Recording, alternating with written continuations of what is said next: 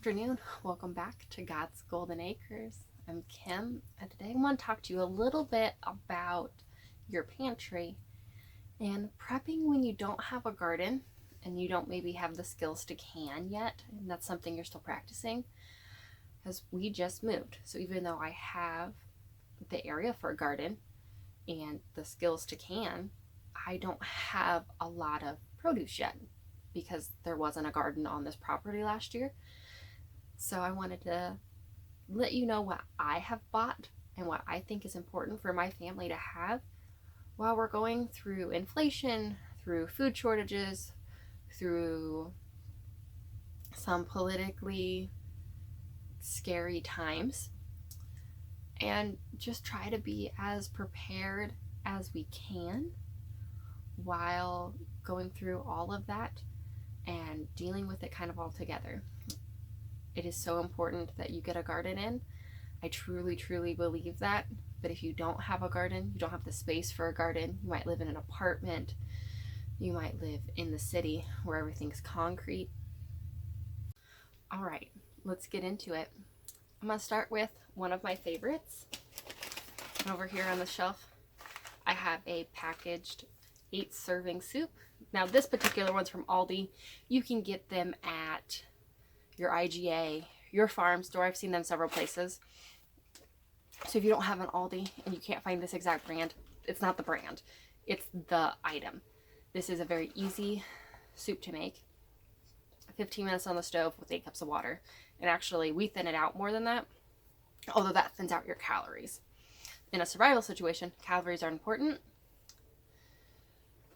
So I do love this, and this was, at the time I bought it, about $2.50. You put that with at Aldi. You can get sausage for $1.80. Last time I looked, I actually think last time I got it was $2. So it came actually down a little bit. Good time to shop. You put it with a little bit of sausage, or you can get some potted meat or canned meat.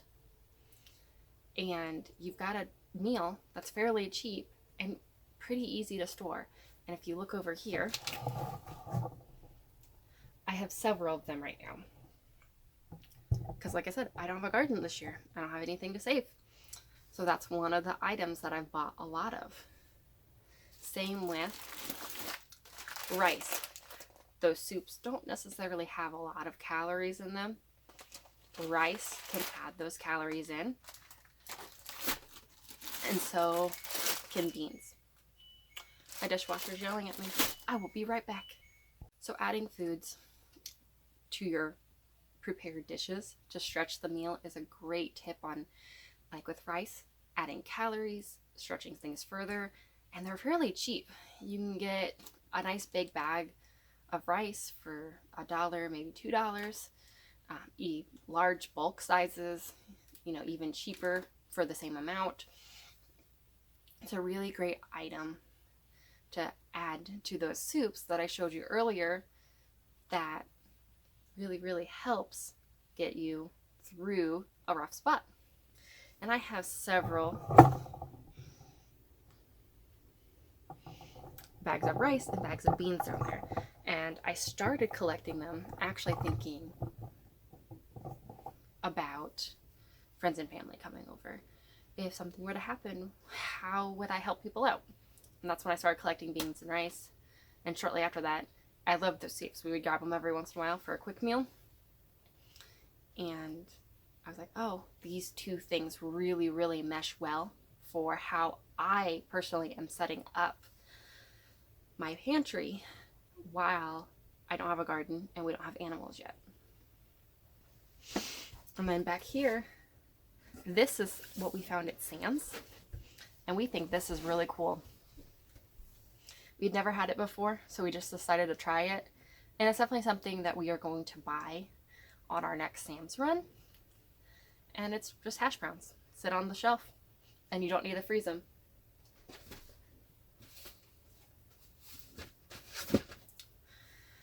We think they reconstitute really well. They cook really well in what we make. So we were really enjoying those mixed into our diet. Another thing we buy a lot of our prepackaged rice. That way it has the seasonings in them. Once again, this is sort of a quick meal, and it tastes really good.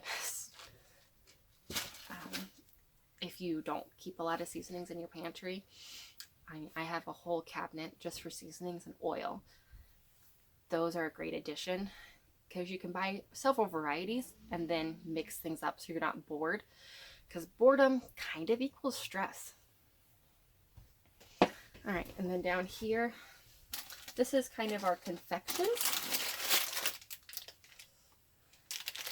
So we have semi-sweet chocolate. All right, I keep getting interrupted. So pectin to make jellies. We're getting a bunch of strawberry plants if you saw an earlier video. So I've got a lot of pectin. I was given Jello, and I'm just saving them because they last a long time on the shelf for making for kids when we don't necessarily have treats available right at that point in time, because we don't shelter our kids from going and getting ice cream or having cookies. We kind of have the attitude, do things that are fun, that way you have the memories for later. They shouldn't miss out just because we think that the world might change on us, and it's definitely changing.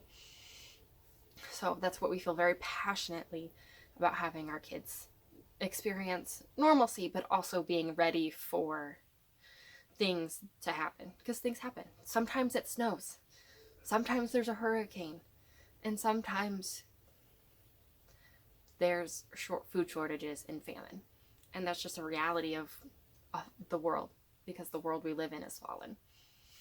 All right, another few things we always have. Sneak over here.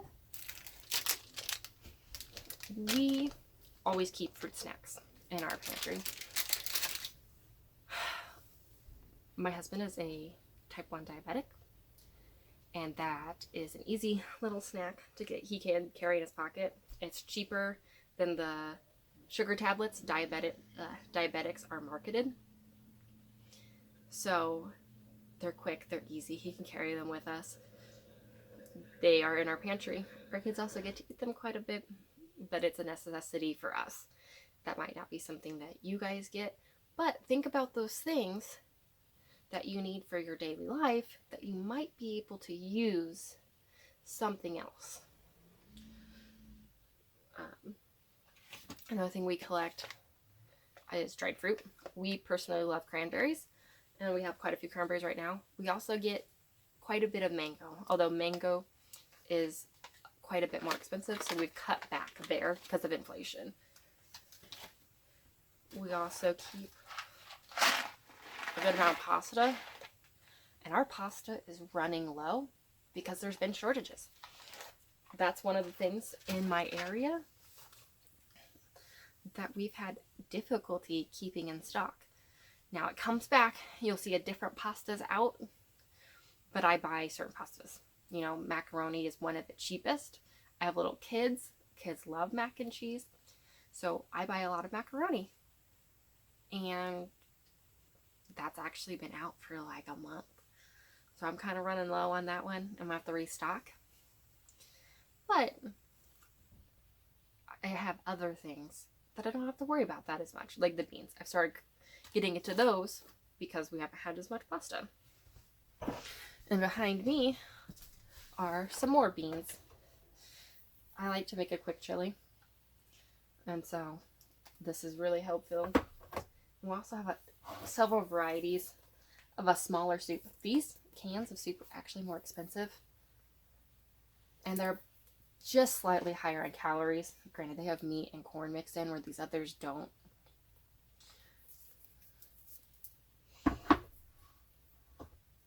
But my husband really likes those. I'm not as fan. They're a little saltier. I'm not a big fan of salt. But we have these, and they've really just sat here since I bought them in the fall. So we've just had these all winter sitting here waiting for us, and we haven't got into them. Now, one of the canned soups that we get into quite a bit is tomato soup. I just went and bought 24 cans of tomato soup. And one of our favorite veggies is green beans. The kids really like that, and spinach. It works for us. We eat a lot of it, and we cook it in chicken broth. So I get a soup base that's powdered from the Amish here locally, but you can also get just chicken bouillon or beef bouillon, a soup base. One of my favorites that my grandma always used was the Jamison soup base, and since it's a kind of a paste, a kind of gritty paste, it's easier to have different serving sizes other than one bouillon cube. And we really liked that to use in cooking. Before I moved over here, we got the Amish fresh chicken base. All right, and then up here, I'll just grab a couple things down. So I keep, now these mostly have come from Andrew's grandma. She sees something on sale, she buys it for us, and it's a blessing no matter what it is. So we have some cake mixes, and I keep things like cake mix for birthdays, for days that we're down, and I will always be able to make those things for my kids no matter what. Even if there's a flour shortage and I run out of flour, I will have a cake mix for a birthday. And that's one of those things, like, it's not necessary. You can totally roll this particular item into your flour stock. I was given these things because someone wants to bless us, and I'm more than happy to accept it. So I do keep little things that are quick and easy, and the kids can help me make them for those times if we were to need them. That can kind of help distract them too, because it is easy to make a quick cake mix.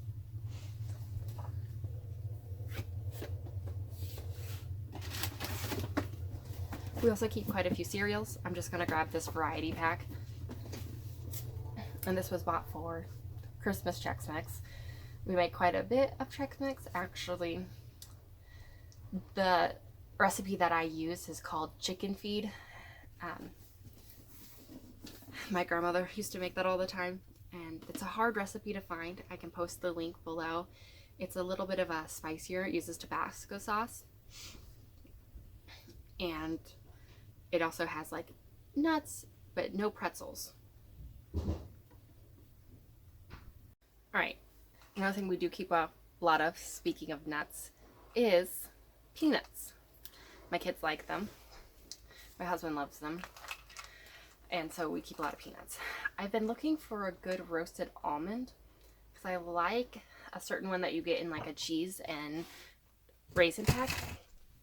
But I haven't found one I really, really like. But we also keep, on the same lines, trail mix.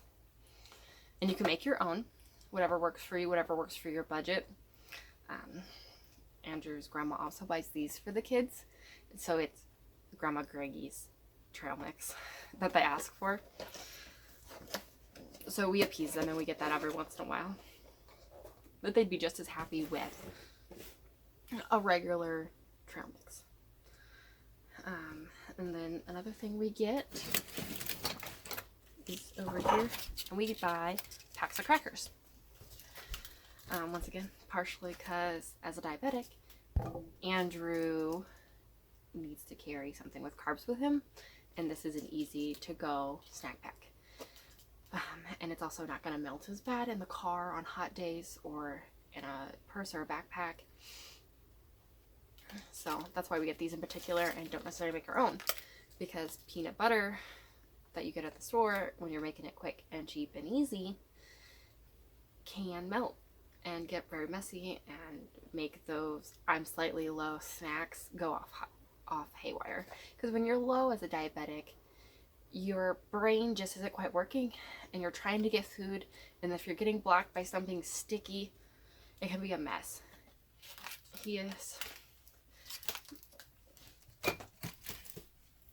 Lows aren't a big deal. We haven't really dealt with them a lot, and when he is low, he's not violent. There are some type 1 diabetics that get confused and scared and angry. Andrew gets goofy, and there are times when he pulls food out of nowhere. When we first started dating, first low, I was 18, he was 20, still in college, and so we were over at his mom's house, and he goes low. His mom's already asleep. You know, we're adults. It's not a big deal, and we were hanging out in the living room watching a movie. And he goes low, and he's just like jumping and trying to make me laugh and like protect me from his low. That's the mindset he gets. He knows he's low, and he just tries to be goofy and not let me onto it because we've been dating like 2.5 weeks. And so I can tell, you know, like, that's not right. We've gone to school together since elementary school. I'm not completely ignorant to what's going on, but I was just like, hey, like, go get a snack. I need you to get a snack. So he has a little bit of like issue turning into the kitchen because your brain doesn't work right. But as soon as he gets into the kitchen, he like pulls out these packs of crackers and just starts eating them. All right. So his brain is conditioned to find these packs of crackers when he's low. So we get these packs of crackers for you. Maybe just a big box of Ritz crackers, which we also have. And so up here in this next corner, next to graham crackers and cinnamon graham crackers, that might work for you. You might be perfectly fine having a jar of peanut butter, which I have right here. There's 2 more jars. This is the open one. I have 2 more jars, 3 more jars. I just bought some. You might be fine putting those together and going a little bit cheaper. We have other circumstances that we have to pre-think about how we're going to deal with these lows, especially since these are the tools he was given as a child. He was diagnosed at 9 with diabetes, and this is what his family did, was peanut butter crackers and fruit snacks to kind of budget, but also have measured serving sizes and know what you need to take for insulin, because just because you're eating to keep yourself from being low or to bring yourself back up doesn't mean you don't need insulin to go from too low to too high. So those are the tools that his body is used to, and when he's low, he thinks about and can find. We also, for that same reason,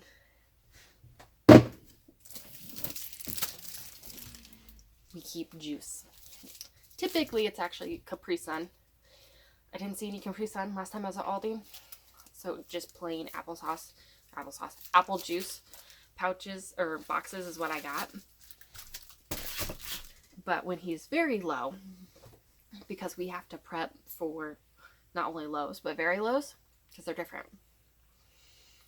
Lows, typically he can get himself out of fine, especially now that as an adult, he's no longer growing or regulating, because you can grow, especially men, all the way up to the age of 25.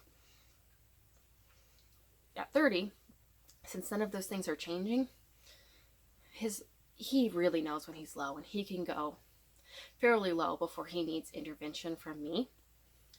But if he does need intervention from me, we need to know where the juice is, where the straws are. When they're low and they're not able to get up or necessarily sit up, your instinct to suck on something, especially like a straw, which we're all used to using, is still there. So it's very easy, if I need to intervene with him, to get him a juice pouch. And so we keep juice pouches, because you can't be going and getting the juice and a cup and a straw when he's like maybe low outside working with equipment. Like, that is something that I would need to be very quick and know exactly where everything is right in the moment, and not have to go get even into 3 different places if I knew exactly where all of it was. So we do juice pouches. Thankfully, that's not usually what happens, and he's never been on heavy equipment when he's at a low. Typically, he's low when he's sleeping, and he needs intervention for me to help wake up, because he can't get himself awake out of a low. All right, I'm going to scoot us down a little ways after getting off a slightly bleak subject, but is one that definitely have to think about. Is there anything that you need to be prepared for while you're homesteading? Because it's going to be different for all of us. Now, these are some of where our canned goods are. There's more down here because it's all pears. There's pear trees on the property. So we have a bunch of pears. Also have tomatoes that my mom, or just tomato juice, my mom canned from the tomatoes they had last year. And then cranberries, because cranberries were on sale, so I made some cranberries. And then we keep a lot of tomato paste and diced tomatoes, because once again, we make chili quite a bit. We have a really wonderful chili recipe, and actually I will leave that chili recipe. I'll have to get it from my dad, so I might be up a little after this video is up, because he'll be slow getting it to me. But I'll see if I can get that chili recipe from him and post a link with that chili recipe. Another thing we keep is pickles. And one of the wonderful things about pickles is they're a vegetable, but also the juice kind of acts like Gatorade. So it can really help refuel you after really, really heavy expeditions. And it can also be used as a marinade for chicken. So we like pickles for all of those reasons. And with the kids, they're an easy veggie when necessary, because sometimes they just get burnt out. They don't have a wide variety of vegetables that they like right now, and that's simply because they are 1, 3, and 4, and it's kind of a, I would like the power to pick, please. And part of it is Andrew and I also don't like a lot of vegetables, and we're just now growing into that taste. Well into adulthood. Next thing that we do quite a bit of stocking up on, and we're actually behind on now, is we keep quite a bit of a sauce. Now the only thing we have a decent stock on is barbecue sauce. But one of my kids' favorites is actually Western dressing. They call it cow sauce. They put it on everything, and we try to keep it in moderate and healthy amounts, but sometimes we let them go hog wild. Of course, I mean, once again, we believe that kids should be able to make that choice occasionally when healthy. So kind of like with nachos, like we're not too picky. If we're going to go ahead and eat nachos, you can pick more sauce that time if you want to. But if it's rice, they don't necessarily like a lot, so they get to add that, and we try to keep it in a modest amount. That way they're still getting the flavor of the rice, and we can slowly walk back from, say, a sauce. So we like to keep sauces. We also keep lemonades. Some of these, this is typically raspberry lemonade is what we buy. We're not crazy picky, but of course, this was given to us, and we use it. We like lemonade. It's a good way of getting flavor and keeping water in your system. Andrew doesn't drink enough water, so he definitely needs something with just a little bit of a taste to keep that up and going smoothly.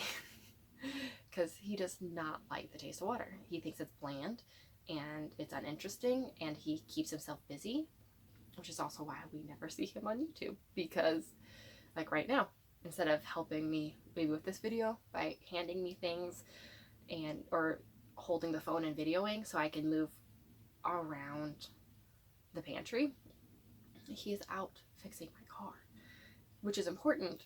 But we also have my sister's car right here with us right now, and I could totally drive that all week, and he could fix my car next weekend.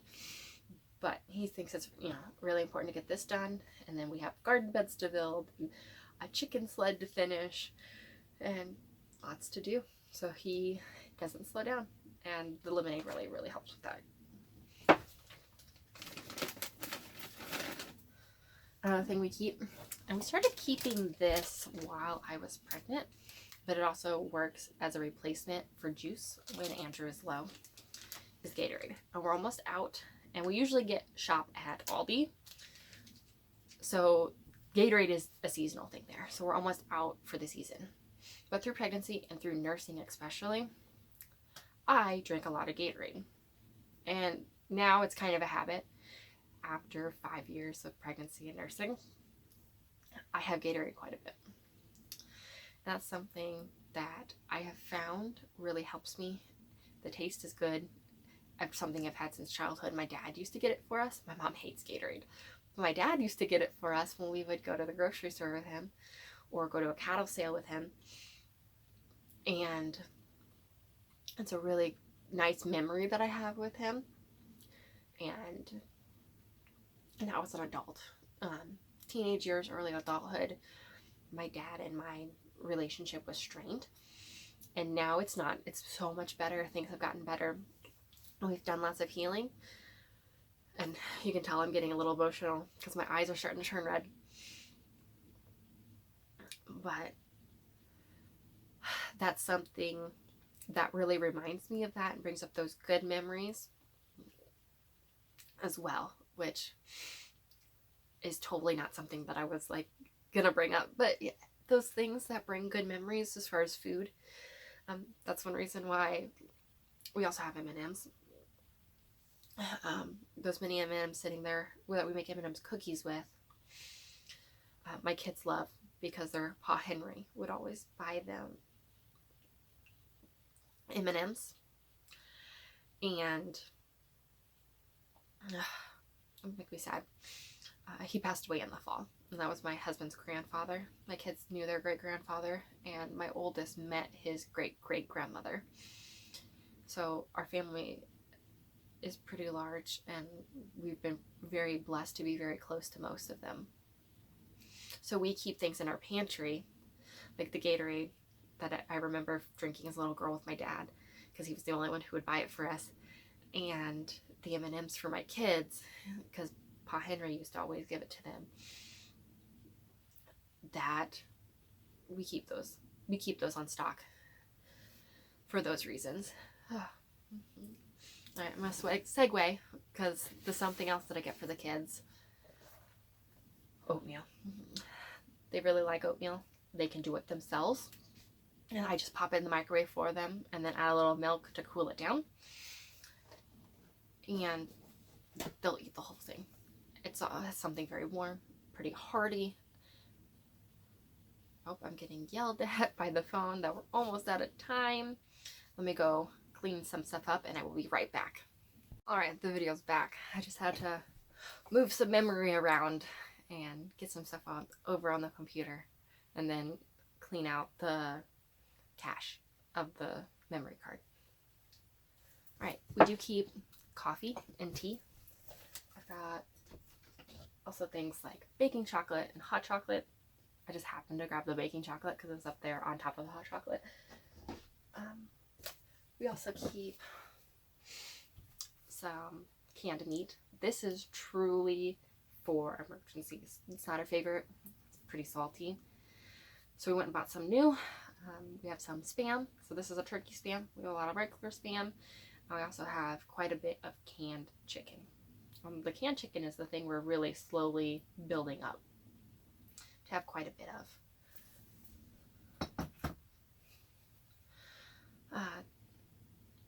There's also things like chips in our pantry, which of course we eat.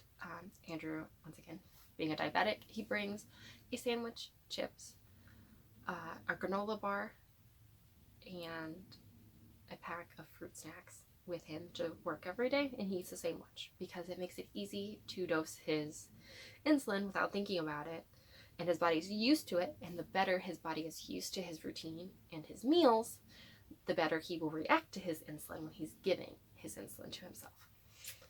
So if we do that, we also have coffee creamer, which I'm not going to reach up and get down because it's on the top shelf, and we also have ramen, which we picked up 2 big batches of because it's good for storing for a long time. Andrew also uses it as a quick meal just for himself.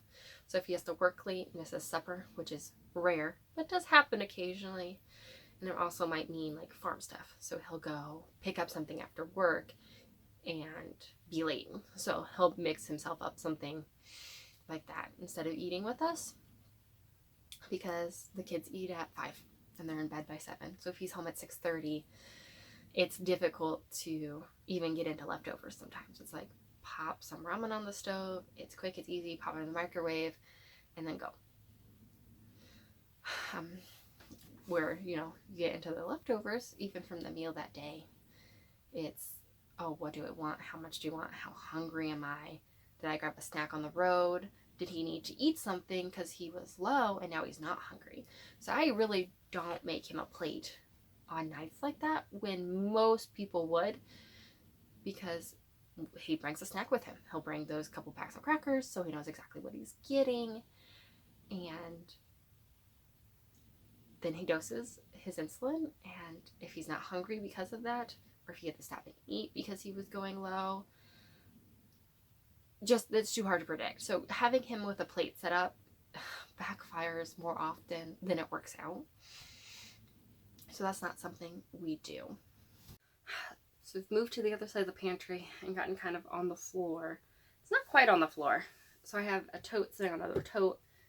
This one has a seal in it, and so I put all my flour in there. It's also see-through, so I can see how much flour is in here before I need to go get another batch of flour. Because we buy ours in 25-pound bags from Sam's. And then I have a tote in here, and it has specialty flours, which I'll get into really, really quickly. But I don't need to show you everything. I have some stuff I was given. You know, this is a thickening agent. Here's a super blend food. Things were like, oh, I tried these. Will you take them? Because I didn't like them. And you're a cook. Like, sure, like, anything you give me is a blessing. I will figure out how to use it. So the gargum, it's a thickening agent. So you can use it in soups and gravies and stuff. So I'm not worried about using that. I have almond flour in here. Walnut flour, which isn't something I've used before. But I love walnuts and oatmeal cookies. So I'm assuming probably we'll put them in oatmeal cookies. I have some sweetener, which not necessarily my favorite. I really do like sugar and honey, but some different sweeteners. They might work out. Andrew might use them when he's having a day where he's high, so he can sweeten his coffee or his tea and not have to worry about sugar necessarily. I also have, this is something I found very important to get. This is Vital Wheat gluten. This is the best value I've found to get this. And I combine this with regular flour to make bread flour. So I don't have to buy 25 pounds of each flour to get a good deal. It's 2 tablespoons for every cup minus 2 tablespoons of flour. So if you put 2 tablespoons in the bottom of your measuring cup and then level the rest off with flour, that is the right mixture to make bread flour. And this adds protein to the flour. That way your bread will rise correctly. And this is something I really suggest getting. And that way you don't have to buy bulk of multiple different types of flour. You can just learn what your cookies need, what your breads need, what your cakes need for different types of protein. And this will help you with that. I also have some gluten-free flour in here. Once again, it was given to me because people were like, I was trying to figure out. I went on a elimination diet. I changed what I was doing. So, will you use this? Well, yes. I make food on meal trains all the time. So if you are in my church or my local community and I know that you need a meal, I will sign up and I will bring you a meal. And this allows me to dive into those packages while respecting everyone's dietary needs. Because I'm not going to bring just a roasted chicken over to someone's house who can't eat bread. I will figure out how to use my gluten-free flour in here, even though I'm not gluten-free. And that's definitely a way I can bless other people. And I simply can do that because I have been blessed by others. And I don't turn down something because it's not something I've used before. and I will definitely use it to bless other people who are in a different spot than I am dietarily. And then the last thing on my list that we keep stocked up on is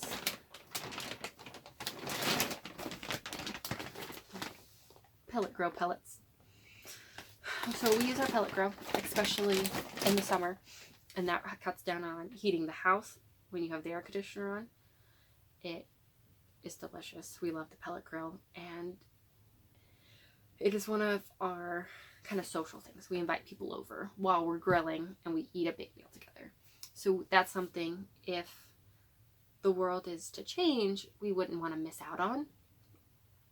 And by having a stock of pellets, that allows us to keep that going if and when there's a shortage. So these are the things, not all of them. You know, we have things that you haven't seen, like potatoes and evaporated milk. I didn't show that on video.